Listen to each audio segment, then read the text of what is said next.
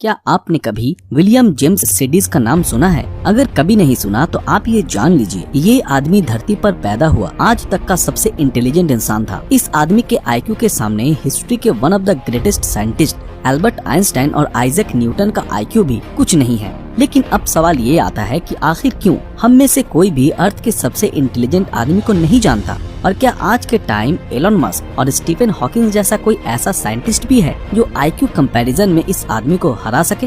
Video की शुरुआत हम इतिहास के सबसे महान वैज्ञानिकों के आईक्यू कंपैरिजन के साथ करेंगे और फिर आगे हम आपको बताएंगे कि प्रेजेंट टाइम में कौन सा ऐसा इंसान है जो धरती का सबसे इंटेलिजेंट ह्यूमन बीइंग है।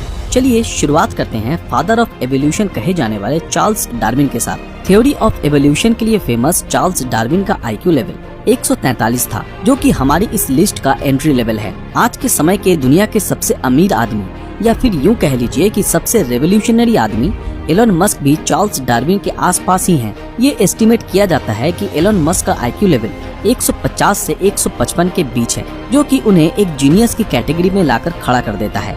एलन मस्क के बाद अब हमारी इस लिस्ट में अगला नंबर आता है one of the greatest modern physicist Stephen Hawkins का।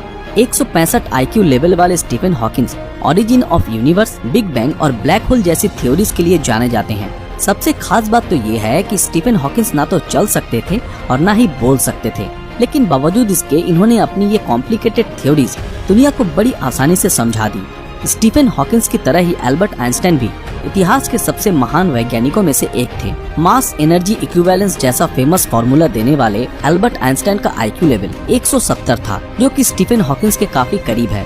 इस आईक्यू वॉर में दुनिया की सबसे वैल्यूएबल कंपनी एप्पल के फाउंडर स्टीव जॉब्स भी 170 आईक्यू लेवल के साथ एल्बर्ट आइंस्टाइन के साथ ही खड़े दिखाई देते हैं। दुनिया के greatest Indian mathematician Srinivasa Ramanujan का आईक्यू लेवल 185 था, जो उन्हें आईक्यू वॉर की इस लिस्ट में एलन मस्क, स्टीफन हॉकिंस और एल्बर्ट आइंस्टाइन से भी आगे लाकर खड़ा करता है।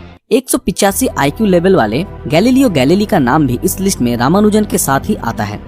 अपनी जान देकर भी दुनिया को कैंसर जैसी लाइलाज बीमारी का इलाज देने वाली Polish French scientist madam Marie Curie का आईक्यू लेवल 189 था, जो कि आइजैक न्यूटन के आईक्यू से थोड़ा ही कम है। ग्रेविटी और लॉज ऑफ मोशन देने वाले ग्रेट साइंटिस्ट आइजैक न्यूटन का आईक्यू लेवल 192 था, जो कि उन्हें एक जीनियस बनाता है। लियोनार्डो दा विंची, जिन्हें आज हम हिस्ट्री के बेस्ट पेंटर के रूप में जानते हैं, उनका आईक्यू लेवल 202 था। इतनी ज्यादा आईक्यू लेवल के कारण भी वो एक पेंटर के साथ साथ एक engineer, scientist, theorist, sculpture, architect और एक ड्राफ्ट्समैन भी थे। लियोनार्डो दा विंची की तरह ही great English writer William Shakespeare का आईक्यू लेवल भी 210 था, जो उन्हें दुनिया का आज तक का सबसे बुद्धिमान साहित्यकार बनाता है।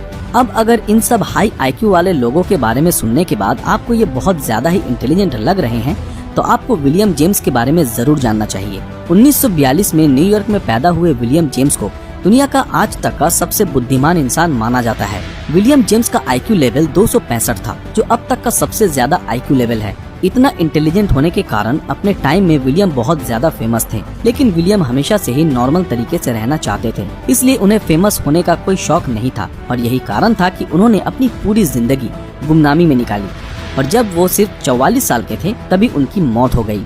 हालांकि विलियम जेम्स का आईक्यू 265 था और उन्हें आज दुनिया का सबसे बुद्धिमान इंसान माना जाता है, लेकिन कई लोगों के मुताबिक फेमस फिजिसिस्ट कार्ल गाउस का आईक्यू 275 था, जो कि उन्हें विलियम से भी ज्यादा इंटेलिजेंट बनाता है। अब आपको क्या लगता है, इनमें से कौन ज्यादा इंटेलिजेंट था? हमें अपनी राय नीचे कमेंट में जरूर बताएं। दोस्तों, आज के लिए बस इतना ही। दोस्तों, अगर आज का हमारा ये वीडियो आप लोगों को पसंद आया तो इस वीडियो को लाइक और ज्यादा से ज्यादा शेयर जरूर। फिर मिलते हैं आपके साथ अगले वीडियो में, तब तक के लिए अलविदा।